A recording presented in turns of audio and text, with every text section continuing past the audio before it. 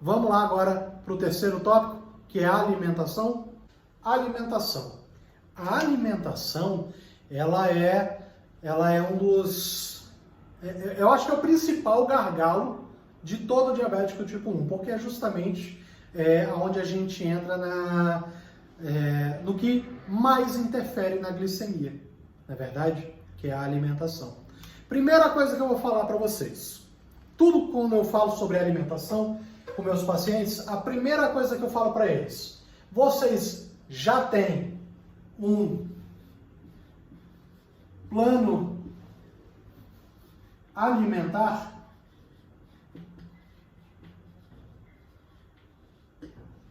Vocês já têm um plano alimentar? Né? Então, o que eu costumo ouvir? Não, Giovanni, eu não tenho um plano alimentar. E aí eu falo, aí então fica muito complicado da gente manter um bom controle glicêmico. Por quê? Porque com o plano alimentar que a nutricionista senta com vocês e definem o que é que vocês podem, não é que vocês podem, mas quais são os melhores alimentos que vocês podem estar ingerindo, tá? Ela traz para vocês também, dentro desse plano alimentar, a quantidade de carboidratos que vocês podem estar consumindo em cada um dos horários, seja café, lanche, almoço ou jantar. Tá entendendo? Então, assim, quando eu peço para os meus pacientes, olha, primeira coisa, você tem plano alimentar? Não, Giovanni, eu não tenho. Tudo bem, vamos continuar as nossas orientações, o nosso tratamento, e enquanto isso você vai estar correndo atrás de um plano alimentar. Vai buscar marcar reunião, uma consulta com a nutricionista, tá? Para poder você definir um plano alimentar. Por quê? Porque é com base no plano alimentar que o tratamento das insulinas, para quem faz contagem de carboidratos, vai começar a surtir efeito. Porque se eu não tenho um plano alimentar e faço contagem de carboidratos, quem é que fala para mim a quantidade de carboidratos que eu posso ingerir em cada horário? Ninguém. Então aí eu vou comer quanto eu quiser. Ah, no café da manhã eu vou comer 45, 50 gramas de carboidrato. Pode? Não pode. Por quê? Porque eu sou diabético? Não. Não é porque você é diabético. É porque ninguém pode estar comendo tanto carboidrato assim num café da manhã. Nem no almoço, nem no lanche, nem no jantar. Porque senão o que vai acontecer? A gente começa a engordar. Todo mundo tem que tomar cuidado com isso. Todo mundo. Não é porque é diabético ou não é diabético. Tá? Todo mundo tem que tomar cuidado com a quantidade de carboidratos que ingere, a quantidade de gordura que ingere, tá? Até a quantidade de proteína que ingere.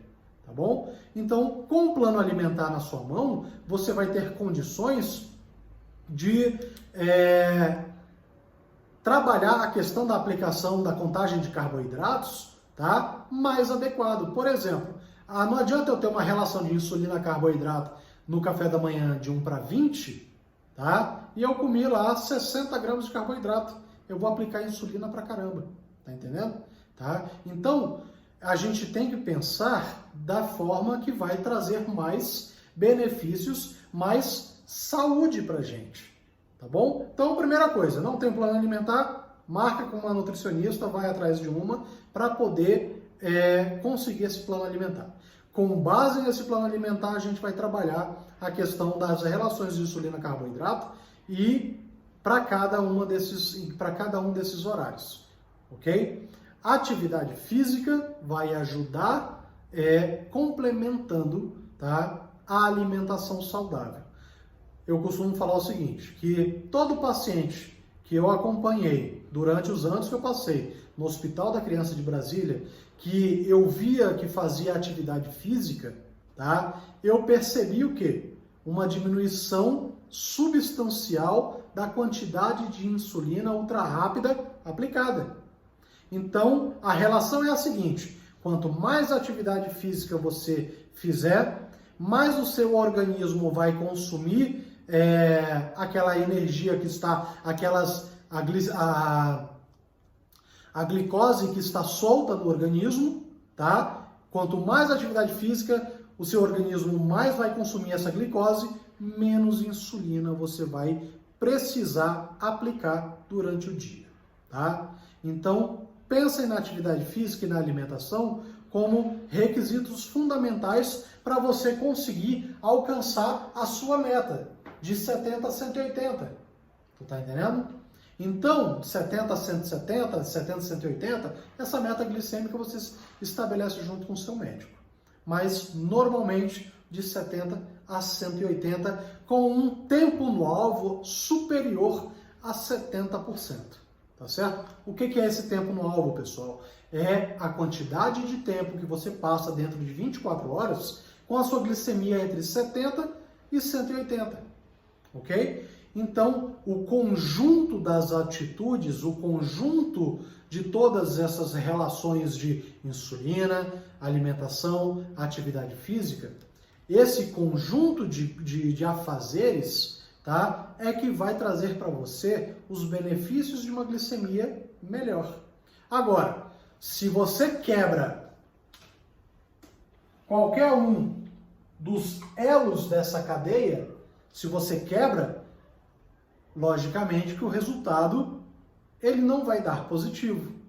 Você está entendendo? Então, se eu faço a atividade física, eu me alimento bem, mas não tenho uma aplicação de insulina adequada, seja por dose inadequada, seja por não contar carboidrato direito, seja por, às vezes, esquecer de fazer uma aplicação, não tem como você ficar com um controle bom. Da mesma forma que não adianta você aplicar a insulina direito, você se alimentar de forma correta, mas não faz atividade física. Se não faz atividade física, o que vai acontecer? O seu organismo vai precisar se esforçar cada vez mais para conseguir alcançar uma glicemia boa. E não é sempre que você vai conseguir isso, que o seu organismo vai conseguir lutar contra aquele excesso de carboidrato no organismo para manter uma glicemia boa. Tá? Então hoje eu recebi uma mensagem de uma mãe falando que a filha faz contagem de carboidratos, estava fazendo bastante atividade física antes desse coronavírus, mas a glicemia não fica boa. Né? Não fica boa. Então, qual será o ponto em que essa mãe está deixando passar desapercebido? A gente tem que identificar. Às vezes é apenas uma mudançazinha, sim, na rotina diária. Às vezes é uma mudança desse tamanho que é difícil colocar na cabeça da família. Mas eu estou aqui justamente para ajudar a colocar todas essas informações de forma organizada dentro da vida rotineira de vocês.